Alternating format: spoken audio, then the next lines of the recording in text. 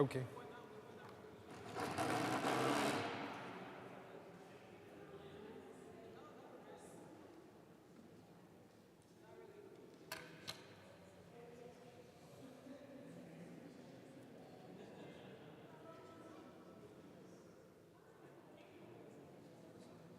Oh, hey, it's so great to, oh, whoa, super loud. Don't need that yet.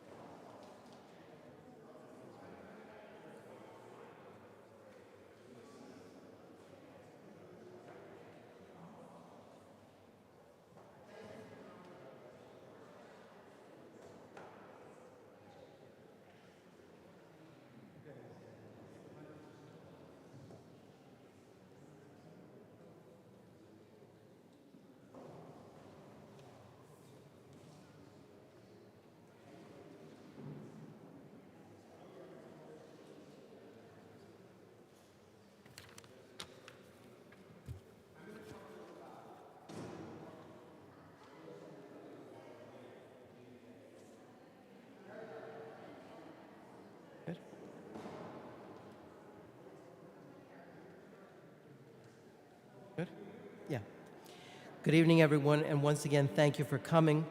We're glad to have you with us tonight, and as always, you're warmly invited to join us afterwards for a reception and a book signing in the dining room of the Rectory. And it's a real pleasure to welcome back one of our own longtime parishioners and friend, Graham Burnett. Graham, as many of you know, is a historian of science. He's a longtime member of the faculty at Princeton University, where he has held the Christian Gauss Fund University preceptorship. He's the recipient of a Mellon New Directions Fellowship. He's been recognized for his scholarly work with numerous honors. He graduated from Princeton as salutatorian and later completed his PhD in the history and philosophy of science at Cambridge University.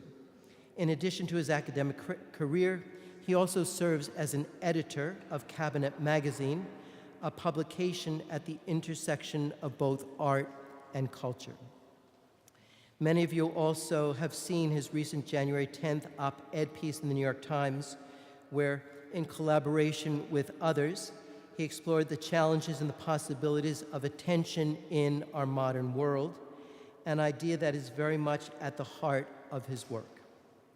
That theme continues in his latest book, Attensity, also a collaborative project which invites us to think more deeply about what it means to attend to the world, to one another, and to God.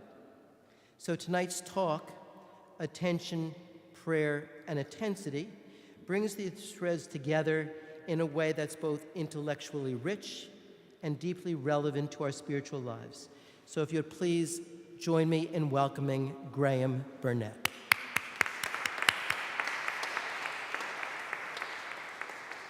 Thank you so much, Father. How's the sound?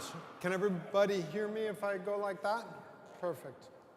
So it's such a pleasure to be back here in this special house, in this special space, and to have a chance to talk with you and genuinely to talk with you.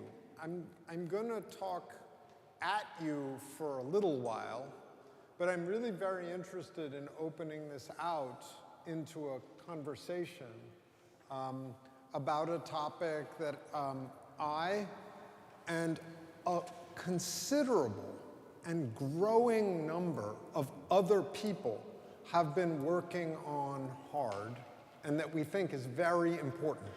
This theme, as Father said, of attention. So to get started, I want to ask, who was here when I did a talk here maybe a year ago or something like that? So yeah, a fair bit of maybe 20–40% overlap. I'm going to touch on some of those same themes again because not everyone was here, and that's important groundwork for what I've come here to talk with you about this evening. But the occasion of my visit tonight is indeed the publication of this new book. So I'm going to be talking from the book. This is a book talk. And there are even it's Griffin, right? Griffin, who's back there, who's schlepped some books to sell. So I, even within the good Lord's house, I think for a non-profit book, I'll say more about that in a moment, all the proceeds support the good work that we're doing. I can put in a shill for the book and encourage you all, if you're able, to consider picking up a copy. So, I want to talk about attention, but I want to talk about attention in a couple of different ways. As Father said, academically, I trained in the history and philosophy of science. So my academic field is the history of science, basically. So at Princeton, that's my sort of day job. I teach undergraduate and graduate courses in the history of science. And I've taught different things over there. I've taught about Darwin and Darwinism. I've taught about the history of cartography, map making. I've taught on the history of environmentalism. And I've written books on all those different subjects. For the last 10 years now, I've been working on a book that I'm still finishing on the history of the scientific study of human attention. Meaning, I've been in the archives of the laboratories where human beings were positioned in front of machines in the 1930s and the 1940s and the 50s and the 60s, and their ability to track and trigger a stimulus,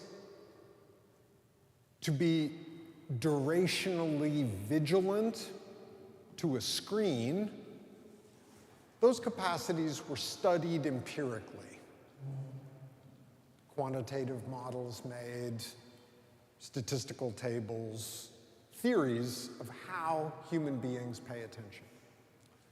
And that, oh my heavens, a dear friend in the work of attention activism, Jahani Girmosin, in the house. Thank you for joining. That work, in some ways, has changed my life. Because in the course of that work, I came to believe I was seeing into the process by which the human ability to give mind and time and the senses to the world, human attention, I was seeing into the process by which that ability was sliced and diced in those laboratories en route to being priced in our attention economy. If I say attention economy, who here feels like they know what I'm talking about? Yeah, that's interesting. I don't see like all the hands go up. It's not like everyone's like, I know what that means. So that's great. Let's take a second on the attention economy. How do people make money using phones? What is the business model underlying our intensely networked ecosystem? Exactly. Rita is up here. She says advertising. And that is exactly right. The primary apps that all of us use and that the kids out there are using, they're actually free, right? It doesn't cost you anything to get Instagram. It doesn't cost you anything to get TikTok. But they're not charities, right? There's some of the most deeply capitalized corporations on the globe. They make their money by aggregating eyeballs and auctioning eyeballs continuously. That's the attention economy. And it is a pretty new thing. In other words, it really is only about 15 years old. Yes, there's been advertising for a long time in newspapers and magazines, billboards along the highway. But those are very, very different. Those forms of advertising have as little to do with the modern attention economy in these devices as the piecework manufacture of lace in the Netherlands in 1640 had to do with the satanic mills of Lancashire during the Industrial Revolution, the kind of industrial production of calico in steam-powered looms. We have seen in the last 15 years the very sudden emergence of a radically new way to make money out of human beings by means of the direct extraction of money value out of core parts of human personhood. What's being commodified, what's being turned into a commodity in our device universe is nothing more or less than our ability to care, our interest, our curiosity, these basic features of the way we move toward the world and other people. It's difficult for me to convey. I'm trying to think of the right question to sort of test where you folks are. I'm trying to tell whether you get a sense of the scale of what I'm now talking about. Let's test. What are the 6 largest corporations in the world by market capitalization at this time? You want to do a few of them? NVIDIA is number 1. That's exact. NVIDIA is a chip. Apple, Meta, Alphabet, Amazon, and Microsoft. There, we just did it. Those are 6 of the 6 largest, maybe we did 7, but those are the big ones.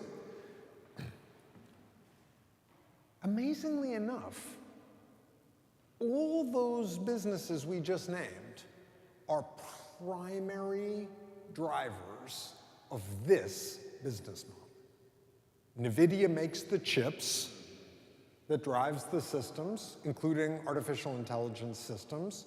The artificial intelligence systems drive the recommender algorithms that know what thing to show you next when you're swiping through. Those systems study you very closely, collect data on which thing you look at for how long, translate that data using quite sophisticated algorithms into very intimate knowledge of what will hold you for another moment on your device. Why?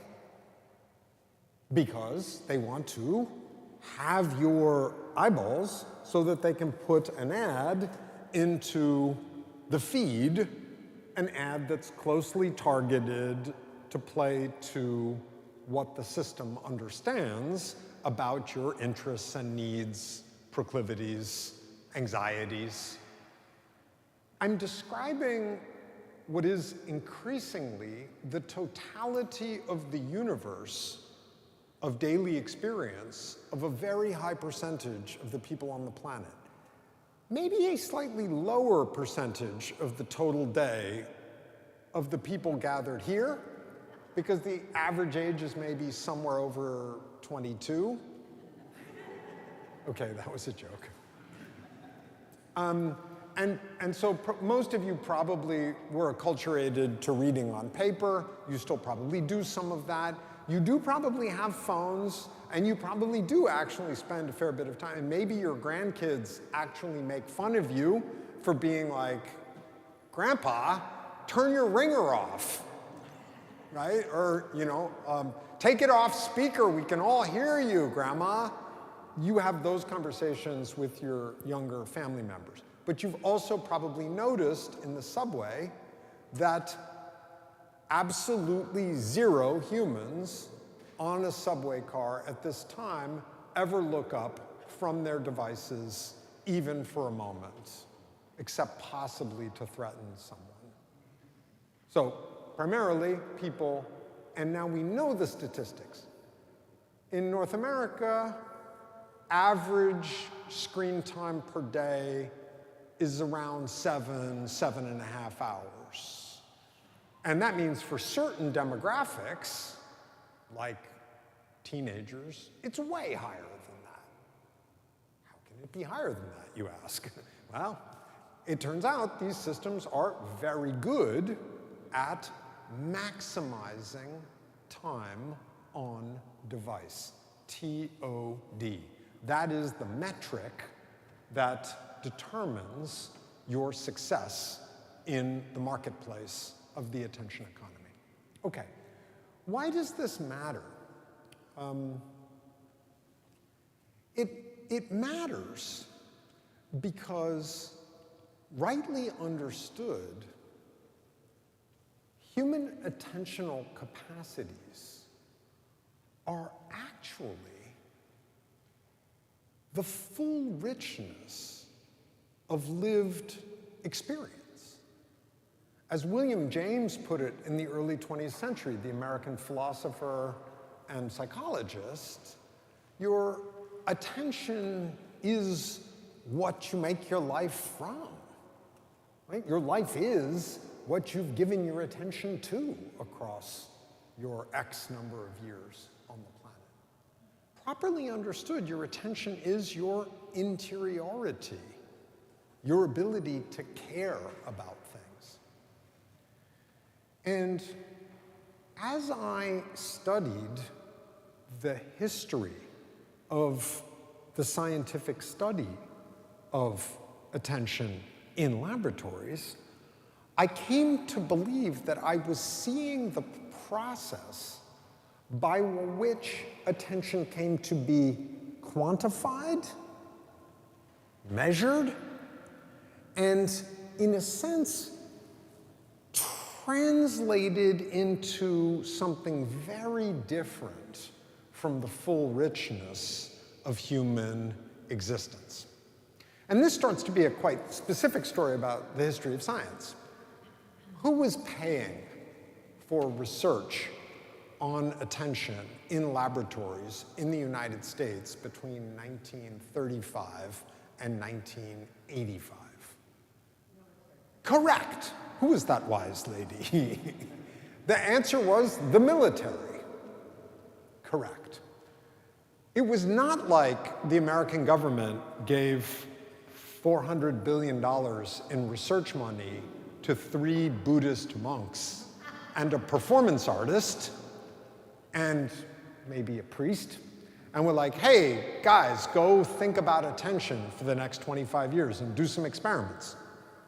That didn't happen. We would have a very different science of human attention if that had happened.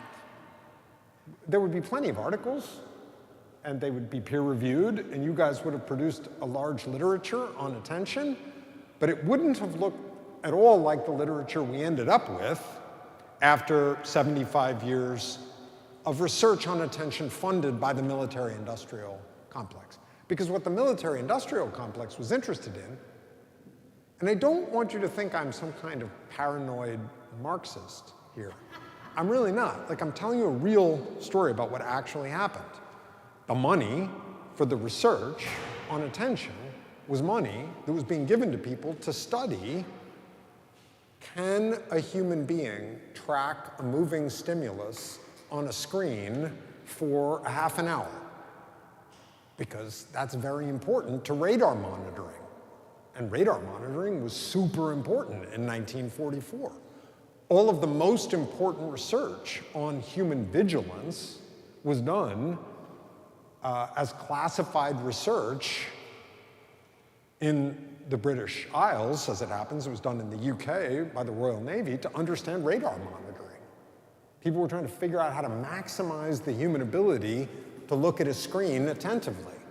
And they learned a lot about that, including even learning that you could give people amphetamines, and that helped, that they would pay attention better if you gave them amphetamines to radar screens. And the other work was about tracking and triggering for anti-aircraft warfare. So these were the kinds of research that was being done on attention. What that means is that it was really the scientists doing that research who increasingly gave us a conception of attention which is, to use a fancy word, cybernetic, machine-facing, that's what it means, like oriented toward the relationship with a machine. Our attention, as developed in the sciences of the 20th century, was machine-oriented. It was about track and trigger behaviors, and it was about durational vigilance to your screen. That's a lot like the kind of attention that has increasingly become the largest driver of the largest companies in the world. And me and my colleagues and friends, people who've begun to work on this question, not as academics, but as activists, have come to believe that in a basic way, this intensive, AI-driven commodification of human attention is fundamentally at odds with human flourishing. It's actually harming us as individuals and harming us in our relations socially and politically. We increasingly believe that this is one of the most significant challenges facing human flourishing for the decades ahead. I'll point something out to you. How many of those 7 companies that we just listed were in the top 10 companies in the world 25 years ago? And what were the top companies 20 years ago? They were like Saudi Aramco and Texaco. They were companies that made their money via hydrocarbons, oil drilling, petroleum. It tells you something that those companies' values are now smaller than the companies that are commodifying this new resource that's out there in all of your heads and hearts, your ability to give your time and mind and senses to things. Indeed, in this book, we make an argument that there's a kind of twisted parallel between the extraction of hydrocarbon resources from the earth and the extraction of attentional resources from human beings. They are both, we say, forms of fracking. How many of you have heard the term fracking here? You have a sense of what that is? Yeah. So what's interesting about fracking technically, like in the old days, you used to just be able to drill a hole and oil would like bubble up in Texas. That doesn't happen anymore, right? You all know that. There's no oil like that left, basically. It's not like there are big like pimples of oil right under the surface just waiting for somebody to like drill. No. Fracking is the new technique that has been developed to get access to very deep, widely distributed natural gas and crude, which cannot just gush up when you drill a hole. And you know how they get it? They actually pump down into the earth high pressure, high volume detergents, basically fracking fluids, to crack up the deep tectonic structure and force the oil and gas to the surface, where it's then auctioned off. And you probably know that this is quite bad for the planet. It causes earthquakes, groundwater pollution, biocide. It's very bad. Not even getting to whether we should be sourcing those hydrocarbons, bracket that question. Just the process is quite destructive. Human fracking, which is what is happening to your grandkids, involves pumping into the face of a living person high pressure, high volume detergent to break up the deep structures of their ability to be with themselves, to have the experience of inwardness and contemplation, to want what they want to want.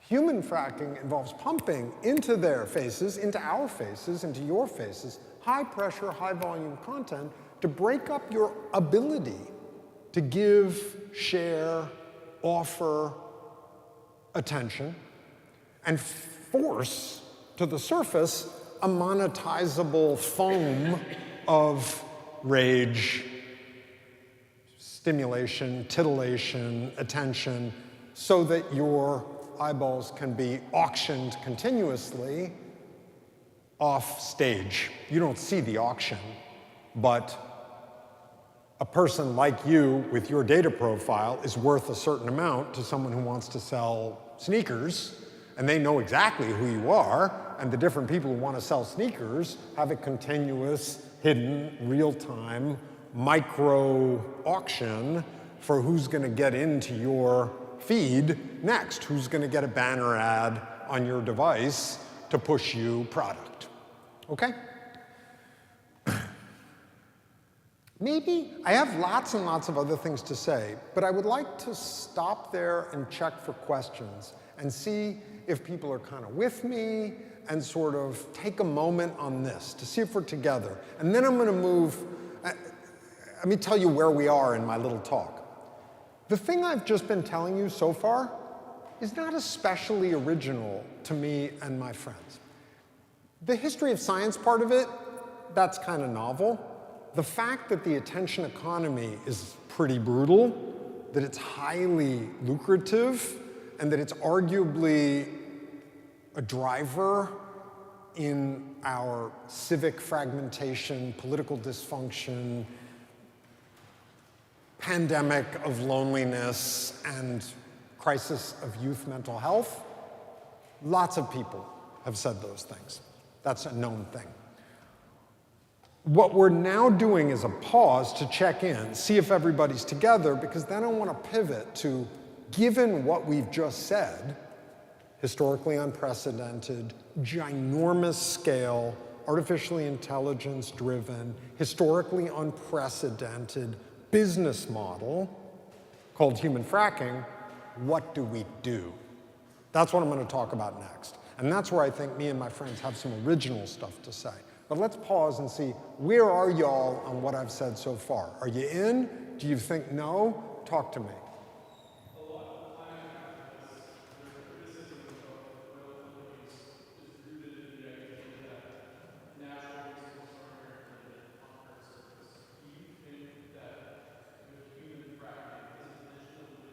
That's a beautiful question. Tell me your name.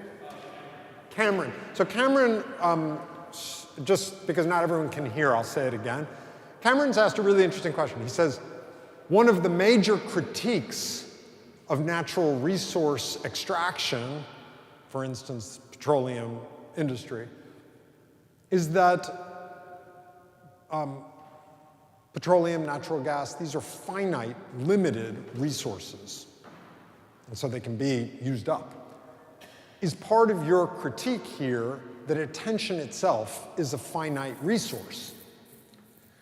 And I guess the way I would respond to that is, in a basic way, for rhetorical purposes, I don't mind the analogy.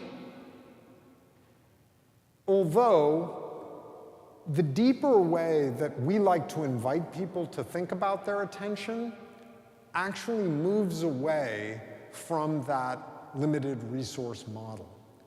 In a sense, to argue about attention in those terms is to argue about attention within the arena that we believe the attention economy has defined, where attention is a quantifiable resource.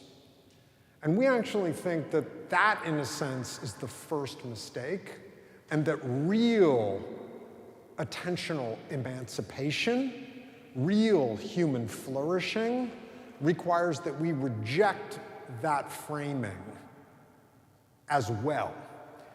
But for people who aren't willing to be that radical, having them sort of feel annoyed that their attentional resources are being used up by annoying sneaker ads and slop is a good place to start, if that makes sense.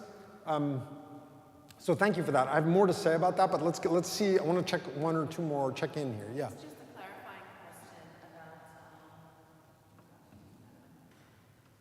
about the auction. Oh, yeah. Yeah, is this a literal thing? It is. How does it work? Oh, great question. See, this is a question about the auction thing I'm alluding to. Is it a literal auction, and how does it work? Totally groovy question. One that, you know, could be answered at a lot of different levels of technical detail. One that those of you who like to use AI are invited to go home and have a long conversation with AI about how that auction works, because it knows in great detail how it works and can tell you. But the short answer is, for something like Google Ads, meaning the way ads appear in kind of banners in relation to your searches, you'll put in a search, and if you're searching for, you know, running shoes for flat-feeted persons, there is a ginormous back end at Google, at Alphabet, that is like, okay, we got somebody here looking for running shoes for flat-footed peoples. Who wants in? And then everybody who's like, I do insoles. I'm somebody. This is all instantaneous, of course, right? It's happening at the speed of light, but it's all preset, and everybody puts a bid on getting on your screen, given that you've made that search, given where you are, often given the additional data about your net worth, your income, your demographics, how old you are. And so somebody wins that auction instantaneously, and that's what you see. This now gets really complicated, obviously, but like a quarter of the people doing engineering degrees and leaving the best universities in America now go directly to work on these kinds of problems, because this is where the money is. Everybody got that? Let's do a couple, let's do here and here. Yeah.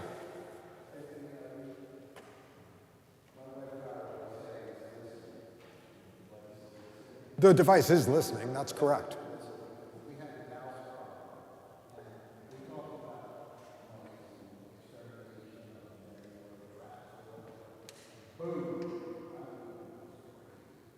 Correct. Sure. It is actually. So this is like uber creepy. I'm just glad you're surfacing that. I'm gonna just, this is good for us to like get this stuff out. I want to make sure that this isn't, before we're done though, this isn't just gonna be a jam session about how this stuff really sucks and is scary. We're gonna move toward thinking about what can be done and what the existential and political and social and ultimately spiritual stakes of this are. But let's just name a name here for a second. The book you want, Shoshana Zuboff, Surveillance Capitalism. Book published about 10 years ago now, and an important kind of forefighter in exactly this work of attention activism that I'm kind of bringing to talk with you all today about. Yeah.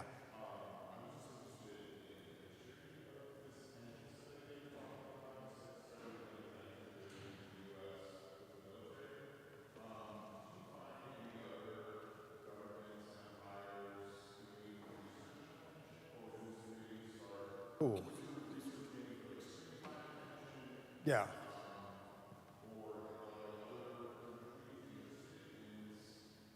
Great. Yeah, great question. So the question is just about like, can you talk more about who is doing what kind of research on attention when in the world? And that's just like, you and I gotta like get a beer.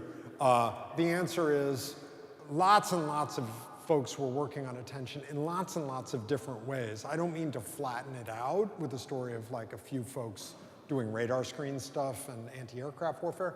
A whole section of the book I'm finishing now, not the book that Griffin is selling in the back, is about the history of eye tracking. Do you all understand what eye tracking is? That is, that there are systems now that can basically see where you're looking. So all the billboards you see, all the websites you see that are commercial have all been tested, kind of A/B tested, using eye tracking to determine that your eye is going to the right place to maximize value. A section of my book is on the history of the early systems for eye tracking. Completely unbelievable. Back in the 1920s, there was a vast research project to do this, being funded by Look magazine.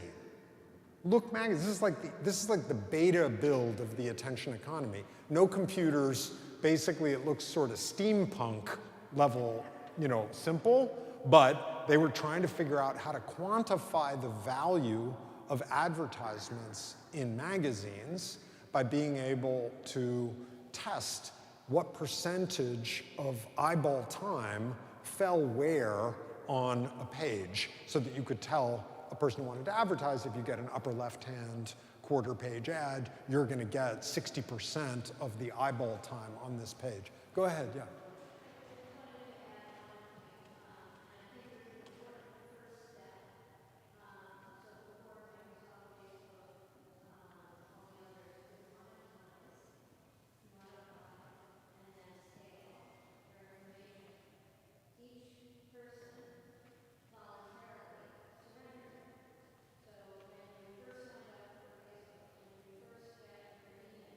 Right.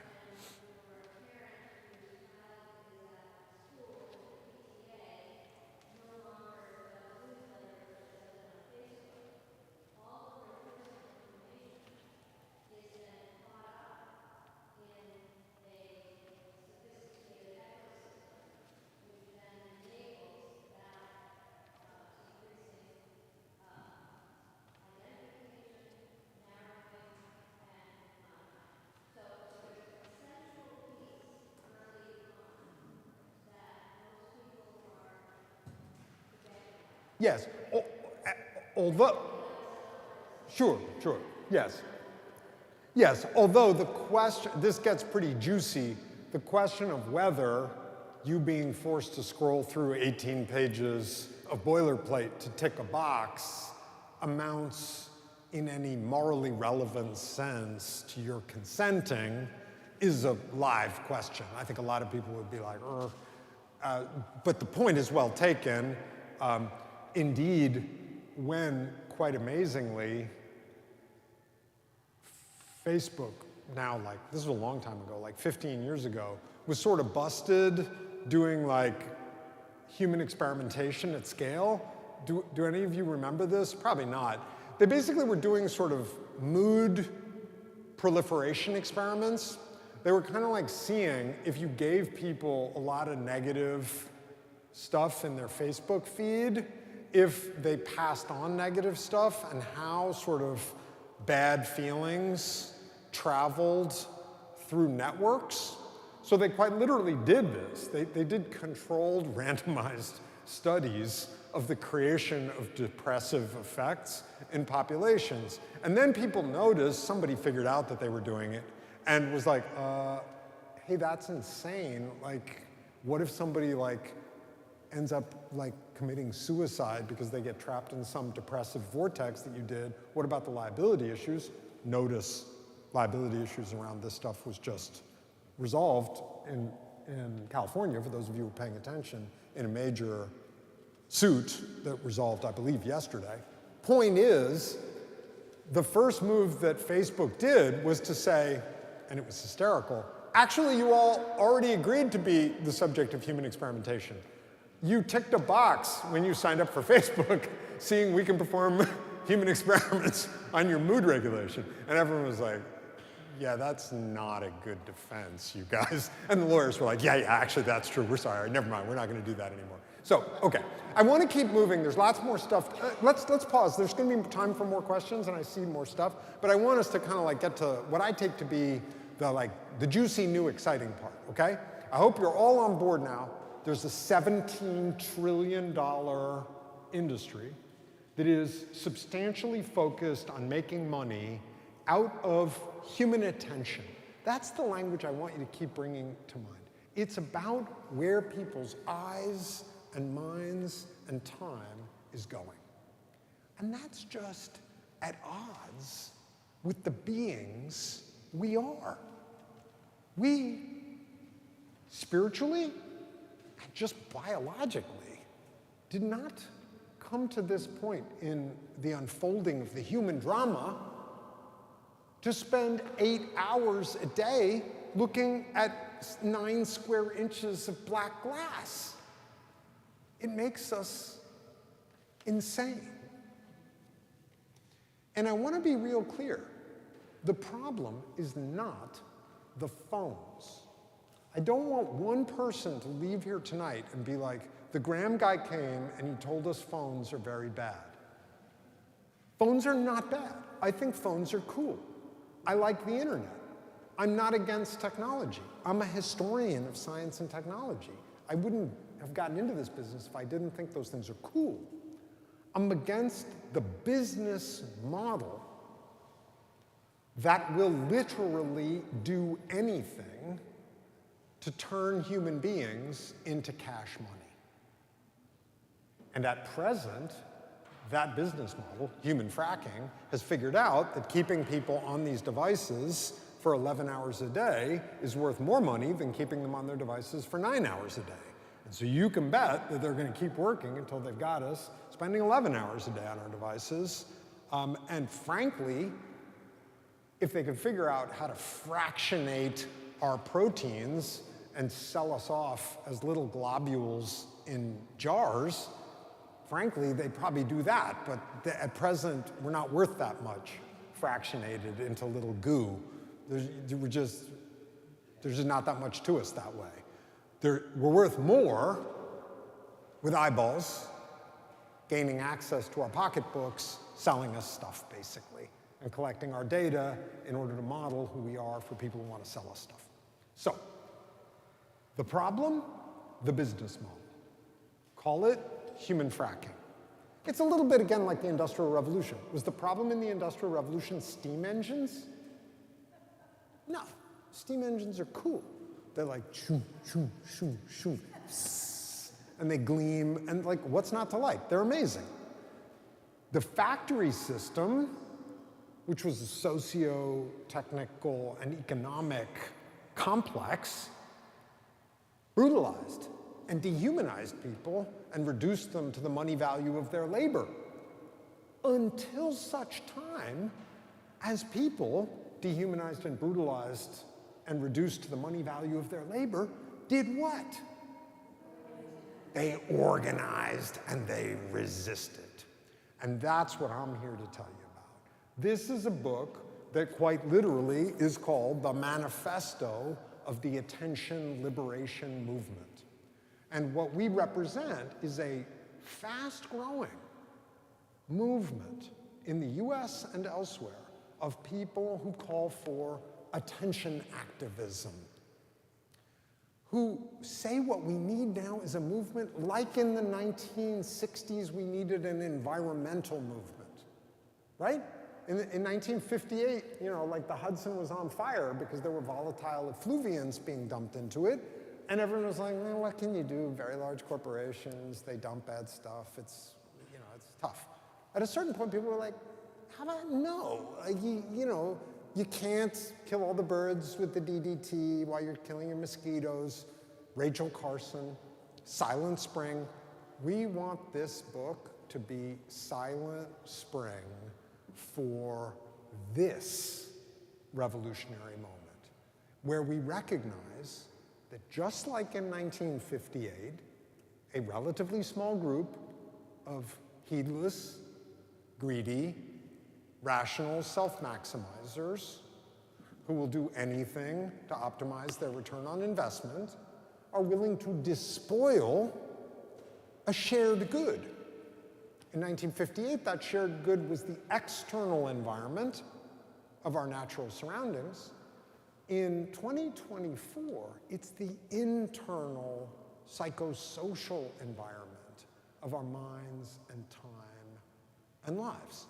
It's our attention that they've come for. And we have to say enough. And people are doing it in different ways. You've got Jonathan Haidt, who's a friend, just spent an hour and a half talking with him about strategy last week. He's very strong on like quantitative analysis of the role of cell phones in harming youth development. Great. He's an attention activist. He's part of the movement. We're fine with that. He says no phones. Meh. I actually think better to be like, how about we learn to like use our phones instead of letting our phones use us? That would be my take. But I still think of him as an ally. There are some neo-Luddites out there now. The kids. They're smashing their phones in front of Apple stores. They're deleting their apps. Those kinds of radicals, great. They're allies too. There are the legislators. Hochschul, she's been pretty good on this actually here in New York State. 2 summers ago, she passed the Stop Addictive Feed Exploitation Act, SAFE Act, which is about the sort of dark pattern traps that were built to kind of keep people scrolling and clicking past when they want to. So legislators are important, regulators, litigators are important, all that's good. And so too are the efforts to keep the phones out of schools. A lot of different kinds of folks working this problem, and we're beginning to get traction. So that's what this book is about. This book says, we know there's a problem, but it's not going to be solved by you getting a screen time app. A lot of people now have like an app on their phone that monitors their app usage, which, okay, I mean, we're not against that. It's just like, that's gonna tell you that you got 7 more minutes of like this kind of time today. But you don't want more of that kind of track and trigger, vigilant screen, cybernetic attention. You want your actual human attention. And that's where a house like this comes in. Because that screen time app that you get, it monitors a kind of attention, like your attention span, right? Your attention span. How's your attention span? What good is your attention span when your grandmother goes into hospice care and she's going to be like in the living room for 3 months? That's not the kind of attention she needs. She needs another kind of attention. She needs human attention. She needs your ability to give of yourself. Your grandkid, my new baby, that baby needs attention, care. That baby doesn't need a kind of attention that can be monitored. It doesn't need that kind of attention. It needs us to remember the true richness of real human attention. We sometimes say right now we need to rewild our attention, like by reference to the way we think now about ecologies that have been rendered as monocultures. Right? You go out to Iowa. If a Martian dropped down in Iowa, what does the Martian see? Corn, correct, corn. Martian reports back. In America, they have only corn. But that's sort of not really right, right? If you'd been there 200 years ago, there were like 140 species of tall grasses and forbs and flowering plants. All that's gone, because like an industrial agricultural system plowed all that stuff under. Now if you want to find any of those weird grasses or flowering plants, you have to go to the very edge, someplace that nobody bothered to mow, and find those plants. We need to do that now for our attention. Maybe you don't, because you're like 72 and like to read books. But everybody else does. And there's yeah, you read them on your phone. Well, it's a slippery slope. So we all need to be thinking now about and it's very easy. Find the time to think about the thing you do where you feel closer to the world and other people and even to yourself, and then do a kind of an inventory. When does that happen? It happens when I garden. It happens when I do a dinner party. It happens when I come to church. It happens in my therapy session. These are sanctuary spaces where you are temporarily sheltered. These are times when you're temporarily sheltered from the frackers. And we need our friends now to help us in solidarity protect those times and those places. That coffee shop down the block for you that has a policy where you can't use your laptop after like 2 o'clock, that's like an attention sanctuary. That's the people starting to be like, you know what? We're not all just going to do this all the time. We're going to insist that people actually face each other. We need to come together and do this work explicitly now. Because whatever you do that you like to do, there's a guy leaving business school right now who's got a PowerPoint deck that he's showing to venture capitalists, being like, there are people who like to garden. There are a ton of them. What we're going to do is get them on this app. And once we've got them on this app, we're going to like initially provide a lot of free bells and whistles. Then we'll start to monetize it. We'll sell ads to everybody who wants to get fertilizer. This is the business model of the attention economy. That's what Facebook was. People like to look at other people on their campus and see who is cute. We'll get everybody on an app for that. It's what Pinterest was. Pinterest was like ladies who like to exchange patterns for knitting and sewing.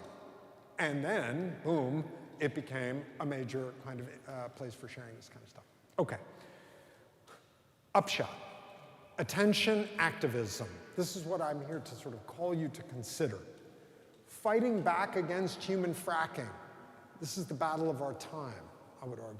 What we need, solidarity and a movement of resistance. It's happening. Our community is a nonprofit community. We have a school in Brooklyn that we call the Strother School of Radical Attention. I'm going to hand out some little cards for that school. We do free workshops. We do classes. Some of them, almost all of them are in person. Some of them are online. We do a class called Attention Activism 101 online. And then 201 we do also online. And we're building a national network of different kinds of people who are committed to this kind of work. And I also handed out to you our toolkit for attention activism, which sort of sketches how you can get involved in this kind of work and how you can support if you're interested. And you can, if you're willing, Griffin here carried 2 boxes of books on his back here, and it would be amazing if he could go home unburdened of that enormous weight by having you all buy some of the books. As I say, the money supports the nonprofit. So I want to wrap because it's late and we all have other things to do. But if Father says it's okay, I'd like to take maybe just a couple more questions. Should we finish with a little bit more of Q&A? So yeah, let's go here. Talk to me. I hate to be a downer. Yes. But as a historian of science, has there ever been a time in history where people have successfully resisted technology? And your notion of the environmentalism, I mean, great, but we're in worse shape than we were in 1958.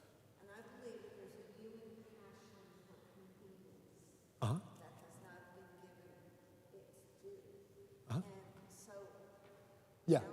you're speaking to the choir that human beings have never, ever done this. So when I think about, the people who memorized poetry, they were furious with the printing press. But nobody said, let's not do the printing press, let's try to remember the billion. I don't think we can do it. Okay, well this was, the question here is like, is there really a story where human beings have, and tell me,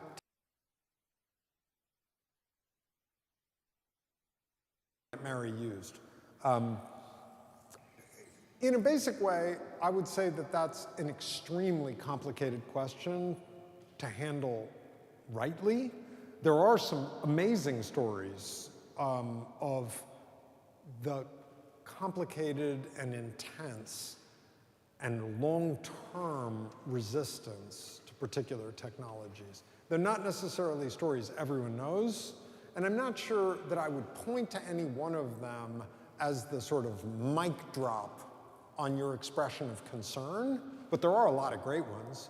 I mean, certainly Japan before 1855 is one of the most extraordinary examples of this. The Japanese traded widely with the entire world through a small number of regulated ports in the south, but they actually continued to operate with an elaborate system of filters with respect to the technologies that they knew perfectly well, characterized other parts of the world, and that they decided for their own reasons they didn't want to mess with. It makes for a bunch of great samurai movies, for instance, because nobody had guns, whereas every place else in the world people had guns. The Japanese could have had guns, and they didn't have guns. So that's kind of like one of these weird stories. Ditto with clocks in very interesting ways. There's also the amazing work of someone like Jim Scott, if you really want to like roll up your sleeves and get into it, which is that basically his extraordinary book, he's a professor at Yale, just passed away, his extraordinary book, Against the Grain, is a history of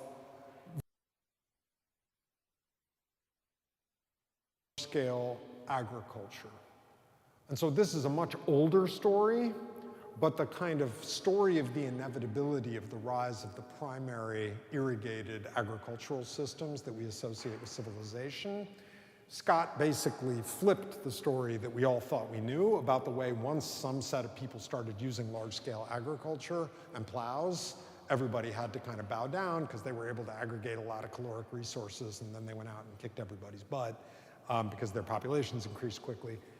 That story is wrong as it happens, and there were very large numbers of very interesting communities all over South Asia, and he argues a little less successfully in other places, that basically were like, we don't want to live this way, tied to the plow and having to answer to some guy who runs the water system. We're not doing this. So neither of those is going to quite give you the kind of response you need.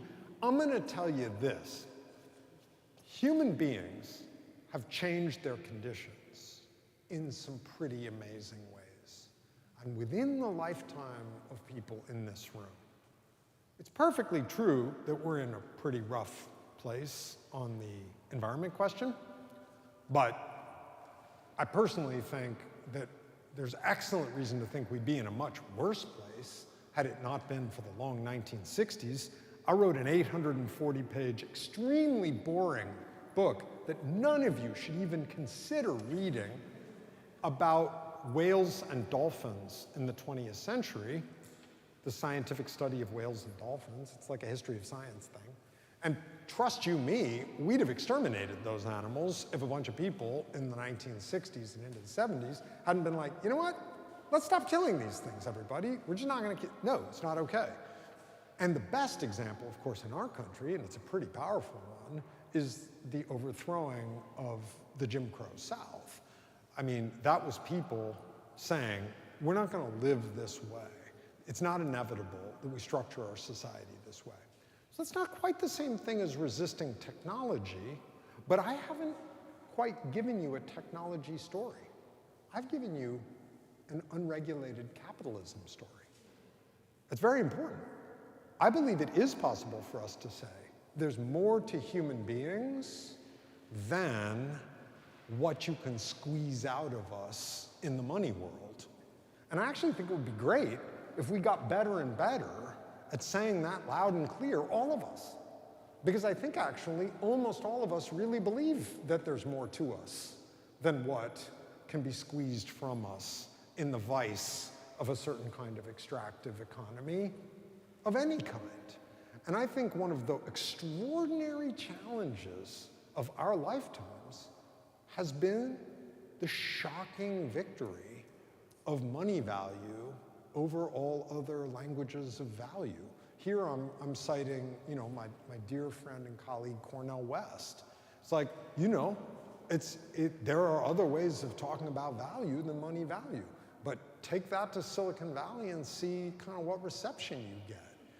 But it's not our problem that there are a set of unwell nihilists who happen also to have successfully monetized their psychopathologies Our work is to insist on the human uses of human beings.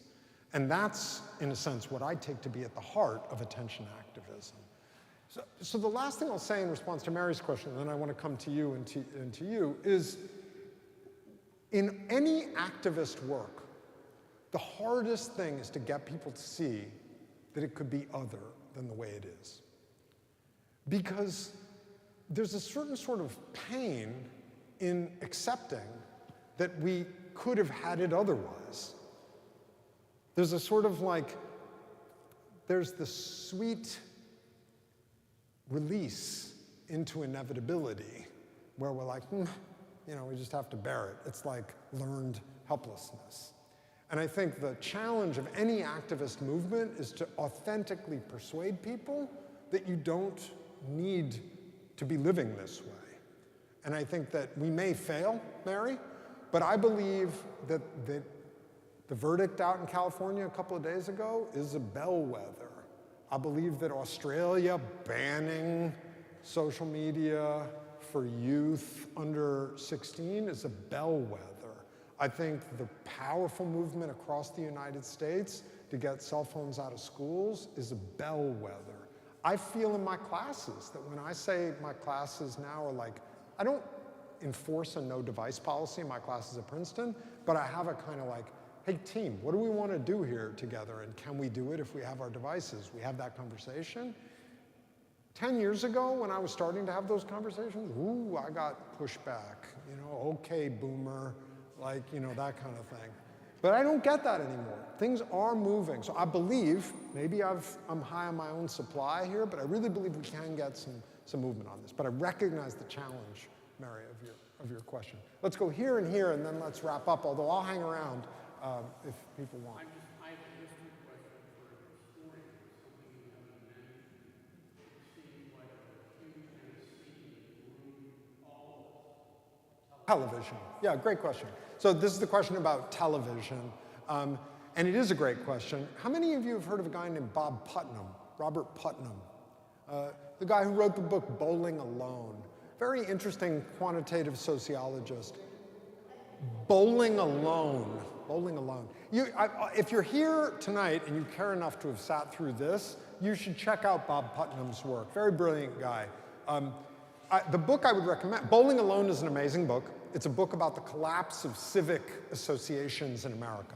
But he wrote an even more amazing book after that, which nobody reads, which is called The Upswing. And The Upswing uses a couple of different data sets to show that civic solidarity actually rose across the first half of the 20th century. If you want to find a moment in which the indices of civic fragmentation, mutual antipathy, political polarization, were as bad as they are now, all you have to do is look back to about 1890, which is quite interesting. It's not like historically everybody was out there raising barns for each other and singing Kumbaya, like in you know, Kiwanis Club or something, and then modernity happened and we've just been sucking it ever since. That's not the story. In fact, stuff sucked in the 1890s and everybody was at each other's throats, and then across the first 50 or 60 years of the 20th century, all the metrics of civic solidarity went up. And he's got a bunch of cute little math tricks he does to prove this, which I won't waste our time on, but he actually uses data. This is like empirical. He's not just like telling stories. When does it tank and start sliding? 1961, 62. And he has no causal account of that. He doesn't make causal arguments. He's like, I'm just doing a descriptive thing. But he says, if I were to do a causal one, I would point out to you that that is the moment of sort of like the high water distribution of multi-channel televisions in our homes. And so he does think that one of the possibilities of what begins the fragmentation is the sort of story that's told by Neil Postman in the book Amusing Ourselves to Death, or even Gerald Mander, the beautifully named Jerry Mander, in his amazing 1972 book 4 arguments for the elimination of television, which was like a rough contemporary. I see you remember that one, maybe. I remember growing up with a lot of Yeah, well, there we go. And look what happened. Look at that beautiful man and that beautiful mind. So yeah. So I do think television is part of the story, although in another way, the book I would recommend to you if you want to check out that story would be Tim Wu's beautiful book, The Attention Merchants, which talks about the way advertising worked in TV and how different that is from the personalized fracking kind of project. Again, I want to keep emphasizing that what's happened in the last 15 years bears no resemblance to what happened before. In some ways, television powerfully aggregated collective attention and fed a sense, in certain important ways, of our all seeing and experiencing the same kinds of things, which is exactly what the internet now does not do. So they're disanalogies.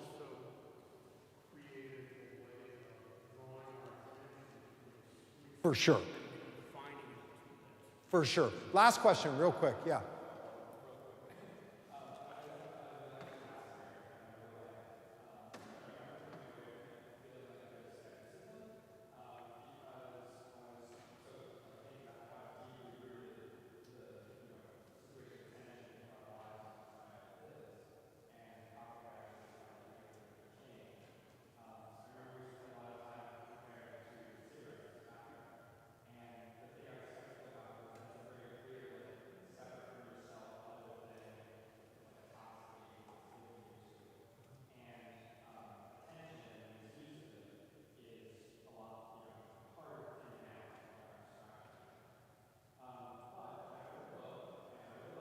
Oh, cool.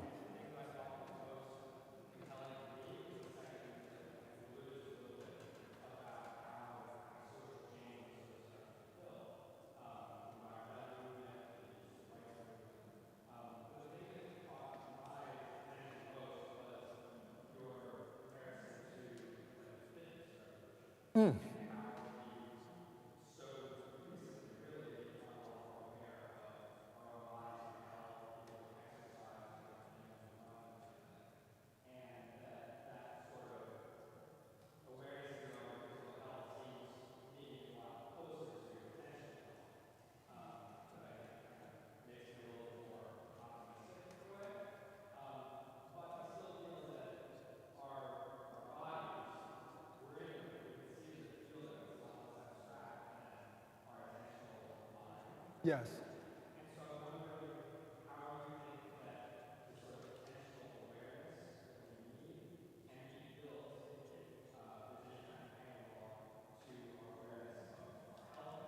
Yeah.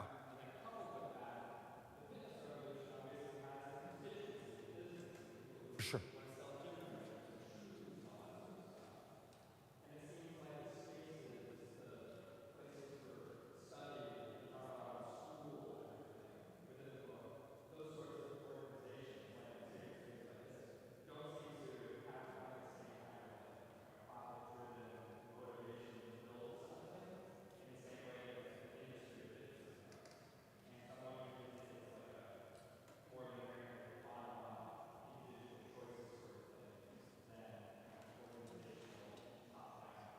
Well, so thank you for that question. So the point is like, yeah, there's another analogy in all this, which is to the fact that, my grandfather had his first heart attack at 36.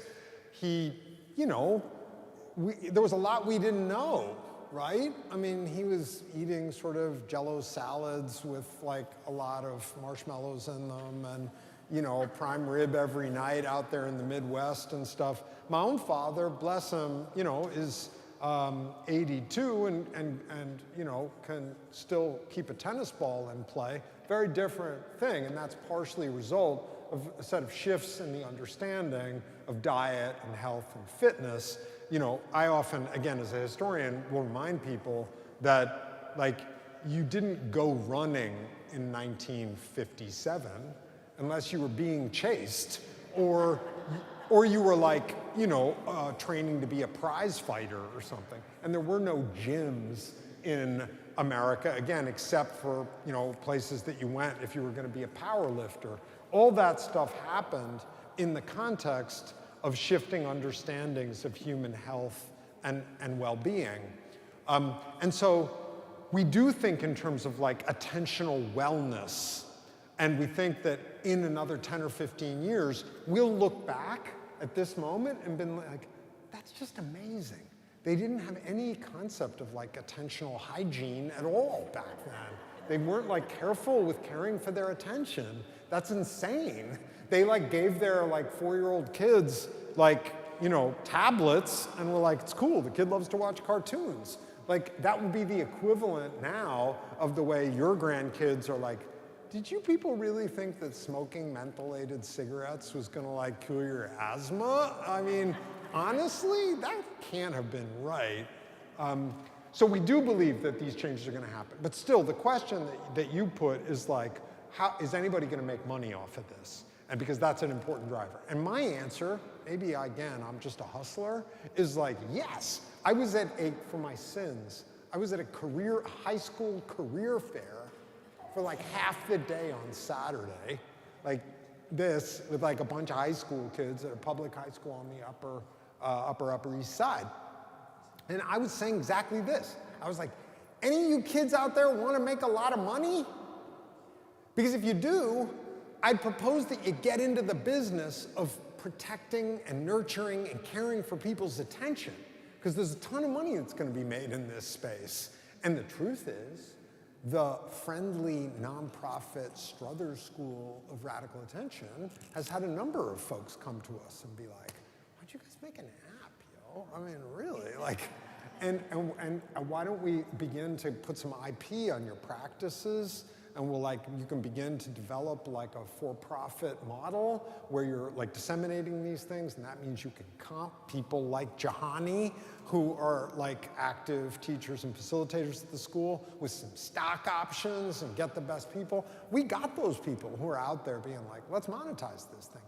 We're committed to the nonprofit vision. We think it's really important and beautiful and special. But I got no problem with people who want to get out there and like make some money on this and go with God, because we do need to scale this business. I want to thank you all so much for the time, for the good questions. Please, if you're willing, buy a book. It matters a lot. And I got some stickers up here that I'm really proud of, which say no human fracking, and I'm handing them out as we go. Thank you very much. No human fracking.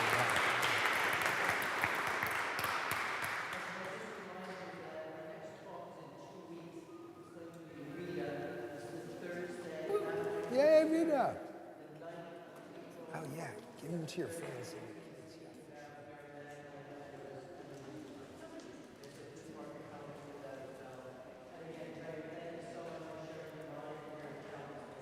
Thank you, Father. Thanks so much. Yeah, have a good night. Wait, I know y'all need some stickers.